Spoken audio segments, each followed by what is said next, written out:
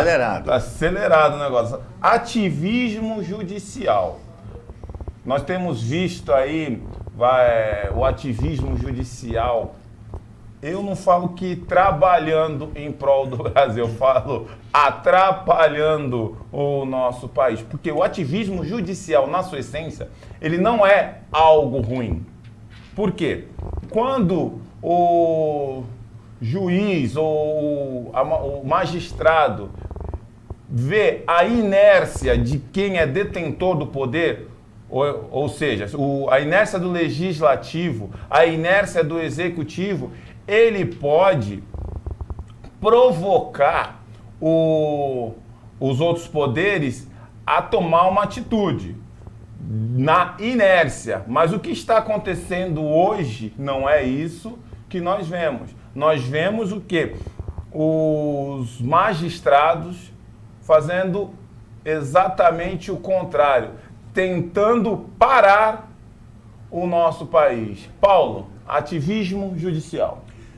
Olha, eu tenho a minha formação no direito e tudo que eu aprendi dentro de uma sala de aula de uma faculdade de direito é justamente o oposto daquilo que tem sido feito por juízes. A primeira coisa, né, que se espera de um magistrado, seja ele da primeira instância, segunda instância, né, do STJ, do STF, é justamente a não manifestação fora dos autos, sobre qualquer hipótese. Ele não pode se manifestar assim, principalmente sobre os autos. Ele não pode se manifestar fora dos autos porque isso torna ele suspeito para julgar aquele caso em questão. É simples. Um juiz tem que ser imparcial na hora do veredito. Ele não pode tomar partido de A, B ou C. E o que nós estamos vendo no país é algo jamais visto na história jurídica do Brasil. Me causa espécie ver a inércia da OAB, em especial, inércia dos operadores do direito, Sim. que sabem do que eu estou falando. Eles sabem exatamente que tudo isso que está acontecendo é irregular, é ilegal e é imoral. Não pode acontecer. Além disso, é um atentado contra a democracia, contra o Estado democrático de direito. Estas pessoas, o operador do direito, esses operadores do direito, sabem exatamente o que está acontecendo e estão quedando-se inertes. Basta. Eu faço aqui o apelo que eu tenho feito direto.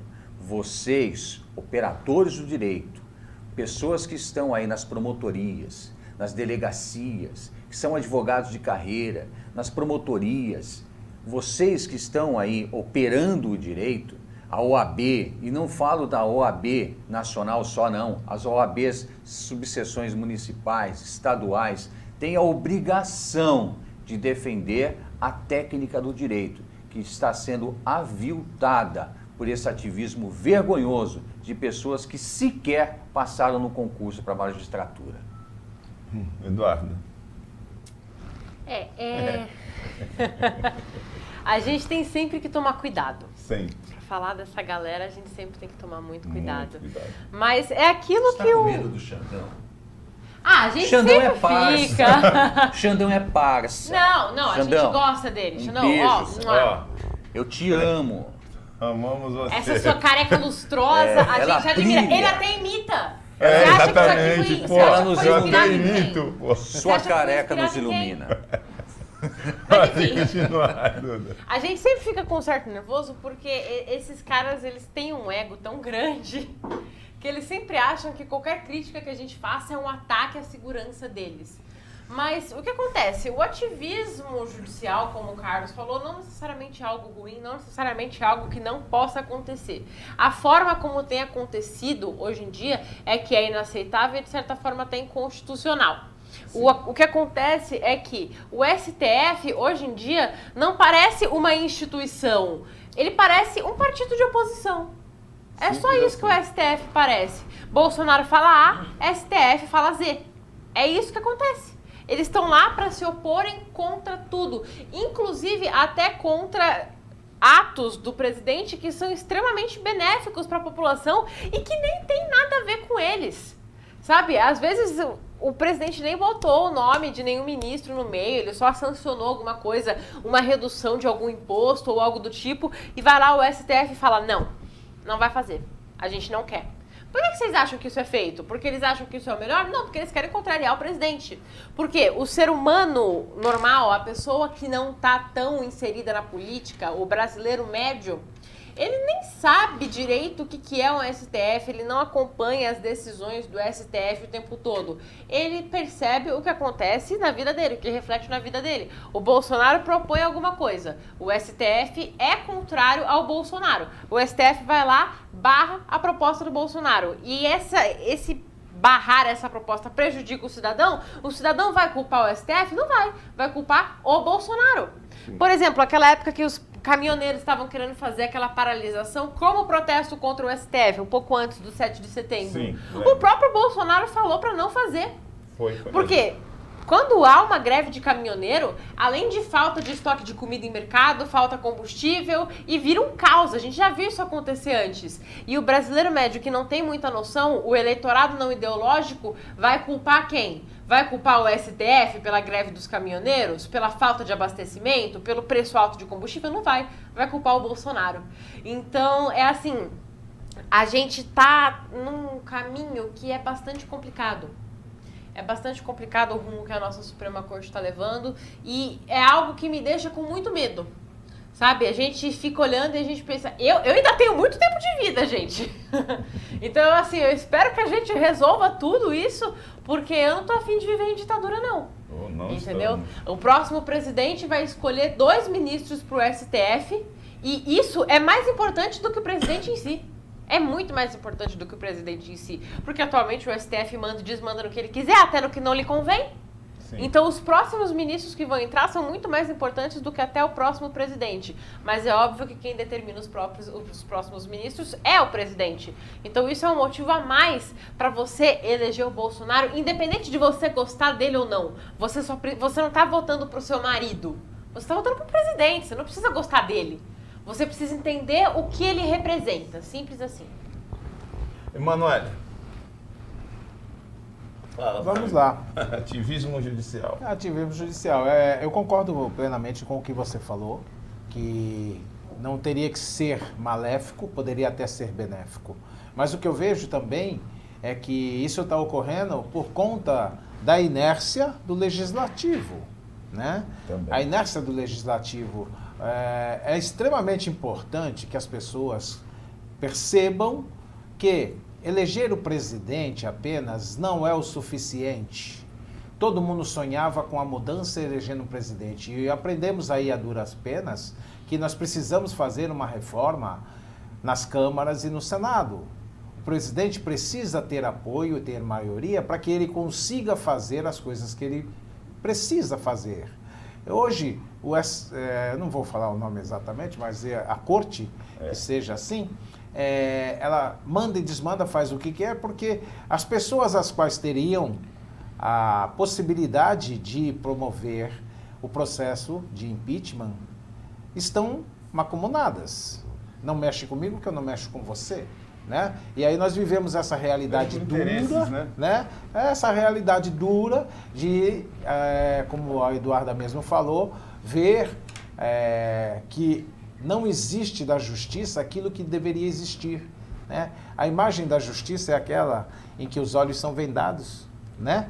Mas essa justiça atual, a venda caiu. Né? Caiu só de um lado, né? Ela caiu. E o engraçado é que ela caiu para o lado esquerdo, né? Ela não caiu para o lado direito. Né? Então você vê que hoje nós temos aí, apesar de termos no meio jurídico pessoas que lutam, que trabalham com seriedade, não podemos aqui julgar a todos, né? Mas nós vemos que na última esfera há um comprometimento, há um ativismo que não pensa no bem do cidadão. O bem do cidadão é o que está acima de tudo.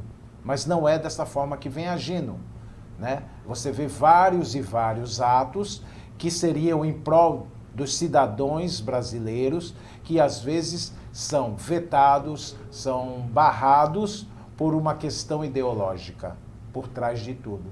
E isso é que é muito ruim e torna esse ativismo prejudicial ao nosso país, até porque cria uma insegurança jurídica, o que afasta investimentos externos. Muita gente, às vezes, tem medo do que vai acontecer e deixa de investir no país por conta disso. Ou seja, por trás de tudo isso há um interesse maior em derrubar o governo atual. Perfeito. Eu posso pontuar duas coisinhas aqui? Primeiro, com relação a Eduarda falou que o ativismo até pode acontecer, não pode não, viu, Eduarda? Permita-me discordar de você, não pode. É inadmissível, não pode. A técnica do direito não permite ativismo judicial. O juiz, ele tem que ser imparcial. Ele não pode pender para um lado ou para o outro.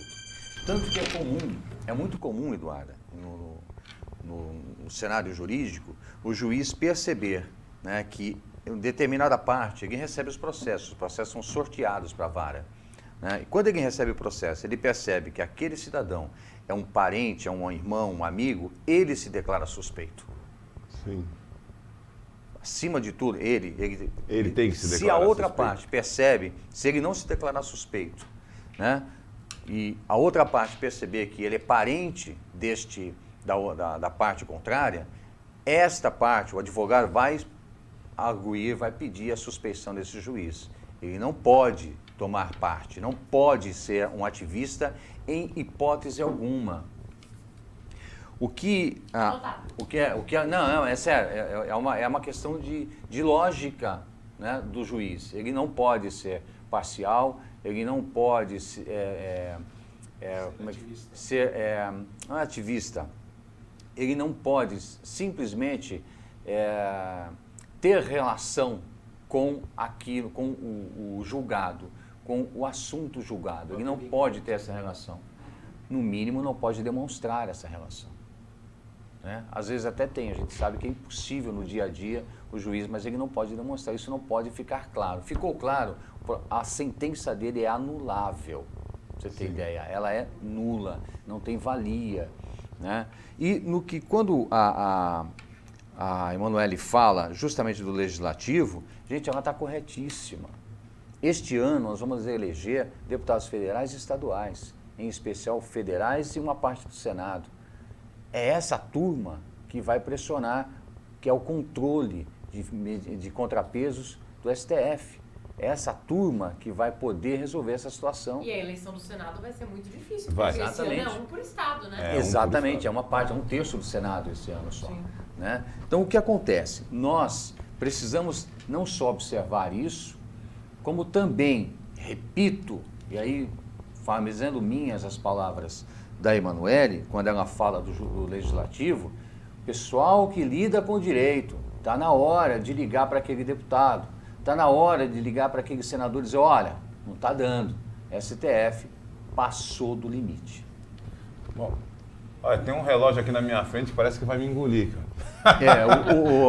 O Marcos, ele é... Pô, uma pressão psicológica esse relógio. Nós teríamos até mais uma pauta, mas por esse relógio aí tá ali tentando me engolir. Vamos fazer então. Fala rapidinho. Olha, vamos lá. Rapidinho.